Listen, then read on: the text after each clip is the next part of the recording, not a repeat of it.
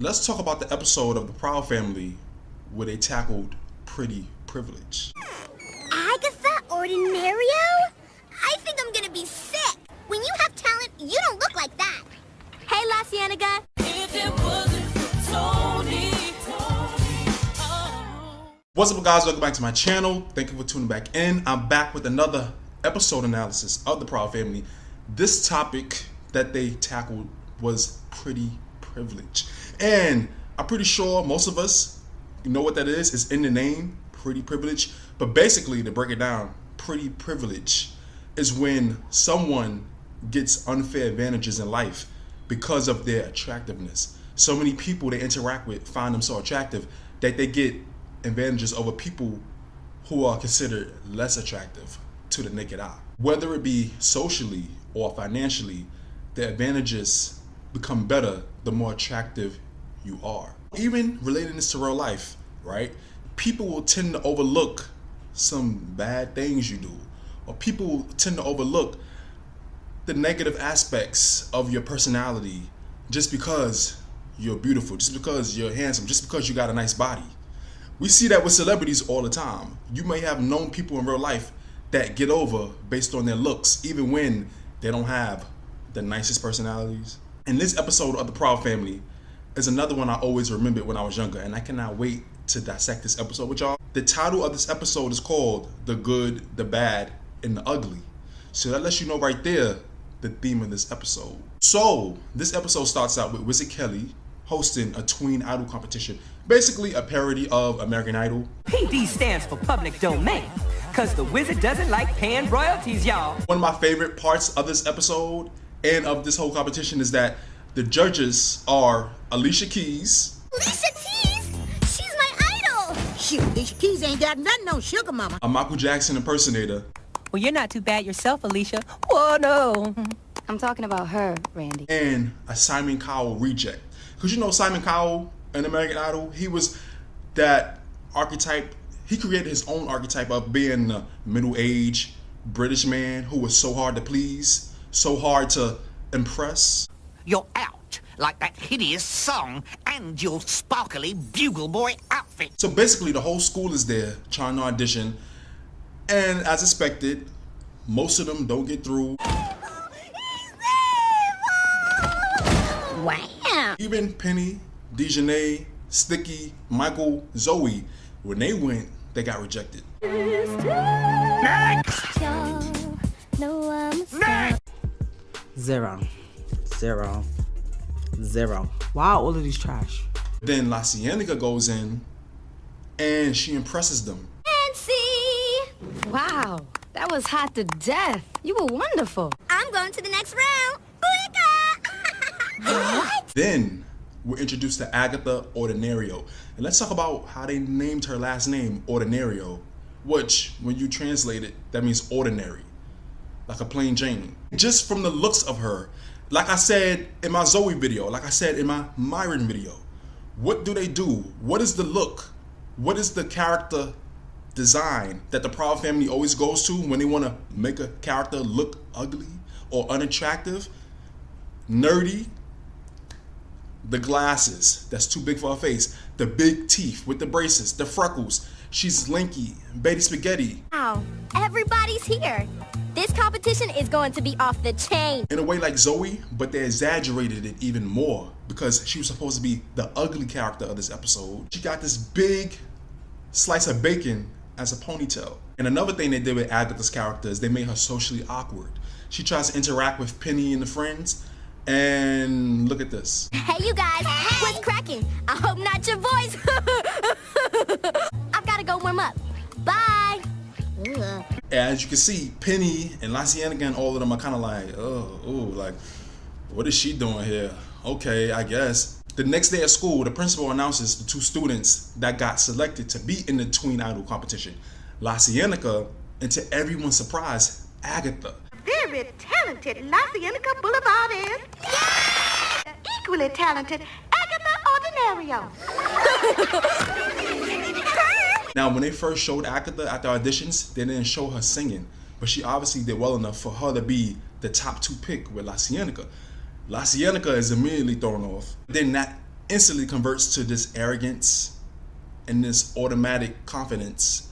Because, you know, La Cienega is really superficial, like I talked about in her video, where she just instantly knew, oh, I'm going against this ugly girl. Oh, I'm definitely going to win. She didn't even hear how she sung. She didn't know how talented she was. Because Agatha wasn't as pretty as her, there's no way, there's no chance she was going to win this over me, no matter how well she sung. How did they pick Ugalicious? I don't know, maybe she has talent. Agatha even goes over to La Cienega to congratulate her because, you know, they were the top 2 chosen ones. But then La Cienega ends up mocking her.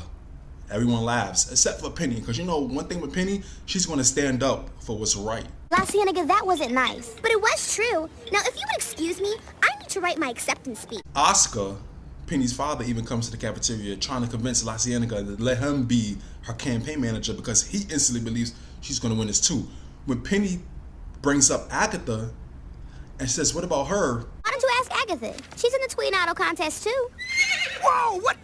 See how they played those horse noises in the background, like emphasizing her ugliness? Before I continue, I really want to talk about Agatha as a character. I really liked how, even though she knew people thought she was ugly, she still stayed humble. She had those moments where she would break down, but she never let that change her character. And I really wish they would bring her back in season 3 of the reboot. Like, just even if it's a cameo. Agatha was a good character. I really wish they found a way to bring her back. Fast forward, they're at the first round for the competition, and La Cienega sings. She impresses the judges. Then it's Agatha's turn. She sings well too, but look at this feedback from the reject Simon Cowell. I once was lost, but now I see. Go on with your bad self, girl. Okay. Look, Agatha, you certainly have talent, but this is the Tween Idol contest. So let's be blunt. You do not look the part. Within the music industry, it don't matter how talented you are. If you don't look the part, you're not going to go that far in your career. Imagine how many talented artists we never got to see. How many talented artists never got their big break because record label executives, people in the industry looked at them and said, ooh, how are we going to fix this up? Oh, you hear the voice, but when they saw them in person, it was like, maybe you can do demos, but being an artist, doing music videos, performing live, meeting fans in person, in their head, they're like, that's not going to work because they don't have that look. Being an artist, being in the entertainment industry, you have to have a look that's attractive to most people. And if the people that's in charge don't think you have that look, you're not going to go that far, no matter how talented you are. Sometimes. Always? Not always, no. Sometimes. That means sometimes. Mind you, this is a fan-voted competition. The results for that round comes out, and it shows that Agatha and La Cienega got the top 2 placements. La Cienega is instantly annoyed because she's like, damn, how does a girl that's so ugly keep getting as far as me? Penny is at home with Oscar, and they're making campaign signs. Oscar, of course, is on La Cienega's side. When Penny shows Oscar that she's on Agatha's side, Oscar kind of... Penny, what are you doing? We're trying to get La Cienega. Penny, being as level-headed as she is, has to put him in his place. You and everybody else assume that just because La Cienega is pretty, she's going to win. I'm not assuming. Now, we get to the finale round of the competition, where it's Agatha against La Cienega, and whoever gets the fan vote here, they win the whole competition. And the prize was that they got to record a song and do a video with Alicia Keys. La Cienega performs, and of course, she impresses the judges, and even the fake Simon insinuates that she already won. As far as I'm concerned, you are the Tween Idol. But they didn't know Agatha had a trick up her sleeve. She came out to perform for her final round, right? And she blew the whole audience away. And I remember when I was younger, when I used to see this part, I used to rewind it over and over again because, you know, this is a cartoon, this is just for this show, right? But her performance was so captivating. Her voice sounded so amazing that she blew everyone away. Something else goes wrong. Oh yeah.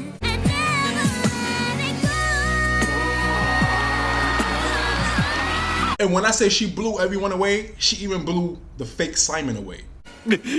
You, Agatha, are perfection. La Cienega is behind the curtains watching, and even she realizes, damn, like, no matter how she looked, in a way, she sings better than me. Her performance was better than mine. And she starts to have this self-doubt, like, oh, maybe she did win. Congratulations, Ordinario. It's plain to see the winner is... But then she wins. La Cienega Boulevardez! me! Woo! Everyone is shocked, but nobody really says anything. Only Penny. What? This doesn't make sense. You guys heard Agatha. The host of the show is backstage and secretly gives Penny the disc containing the real results, telling her that the results were fixed, the results were rigged in favor of La Cienega. The contest was rigged. Rigged? This is the raw data from the audience electronic vote. Penny recruits Sticky and they go to her house and they look at how Agatha got all the votes. La Cienega only got one, which ended up being Oscar. Dang, this is worse than I thought. I figured at least her family would have voted. La Cienega is the winner. And it's funny because it shows that La Cienega's family didn't even vote for her. They voted for Agatha because she just blew everyone away. Oscar comes home. Penny and Sticky try to explain to him, but he's still stuck in his ways of La Cienega being the winner. La Cienega is the winner. But the contest was rigged. They take it to Wizard Kelly because, you know, this is Wizard Kelly's competition at the end of the day. And they show him the results. But they soon find out that Wizard Kelly had the votes rigged. Wizard Kelly is the one that fixed the competition in favor of La Cienega because even he says, It's a fix. You see, pretty sells and ugly repels. Money, that is. y'all heard that? Pretty sells, ugly repels. Like, everything is based on image, how attractive you are. Being a singer, being an artist, getting people to really be intrigued with you is based off your physical appearance, your attractiveness. You know, you can sing well, but when people look at you, they're gonna be thrown off. La Cienega had the voice, she had the look. In so many ways, a lot of people agreed that Agatha had the voice, she didn't have the look. So that would turn a lot of people off. In the industry, music industry, the modeling industry, of course, you have to have the look, or otherwise people are gonna just disregard you. Penny and Sticky then goes to La Cienega's dressing room before her performance with Alicia Keys, trying to persuade her to do what's right, give the win to Agatha because she knows she deserved it. She knows she only won because she's prettier, but La Cienega's still being stubborn, and Penny has to tell her off. You actually expect me to ruin my life for little Miss Plain Jane? Your show only goes on because you're prettier than Agatha. I'm looking at you right now, and I've never seen anyone uglier. Wizard Kelly ends up taking over as the host because he knows that the old host ratted him out and gave away the secret. So he announces La Cienega winning, performing with Alicia Keys. But last minute, La Cienega finally does what's right. But she only did it because Penny told her about karma. This moment belongs to Agatha Ordinario, the real tween idol. In the end, Agatha gets her rightful win and she gets to sing with Alicia Keys. But to pay it forward, to pay it back, La Cienega is invited to sing with them anyway because Agatha was just that nice of a person. Even with all the bullying, all the nasty remarks, and the condescending behavior La Cienega displayed towards her because La Cienega thought she was so much prettier. But she said it wouldn't be fair to do it without you. She did? What goes around comes around. To wrap it up, I really loved how the Proud Family showcased this topic of pretty privilege. This was a children's cartoon, but they talked about these real issues because, honestly, a lot of people don't like to talk about it. Pretty privilege can be seen from when children are young, from like preschool, first grade, second grade. Like, it starts that early. You can see how you're treated differently than other kids based on how you look, based on how they look. Pretty privilege is a thing, it's always been a thing, and it's going to continue to be a thing. Some people get better results in life because they're more attractive to the people that they interact with. Whether it be a job, whether it be being in a relationship, whether it be finding friends. How attractive you are, unfortunately, can sometimes determine certain outcomes in your life. Sometimes. Always? Not always, no. Sometimes. That means sometimes. Men and young boys can experience pretty privilege. It may be to a slightly different degree, but it still exists within men too. Look at Kiwi. What did y'all think about this episode? What do y'all think about the topic of pretty privilege? How have you seen it in the media, in your real life? Are you a victim of it? Have you benefited from it? Like, what is your take on pretty privilege? And as far as this episode, how did you feel this Proud Family episode handled it? And what would you like to see for season 3 regarding these type of topics? I really wish they bring Agatha back in some type of way. That would be a nice cameo. And with that, please let me know your thoughts down below. I can't wait to read your comments, interact with y'all, and discuss this topic of pretty privilege because it's always going to be relevant. Please don't forget to comment, like, subscribe, hit the notification bell. Thank you for watching and listening. I'll see y'all in the next video.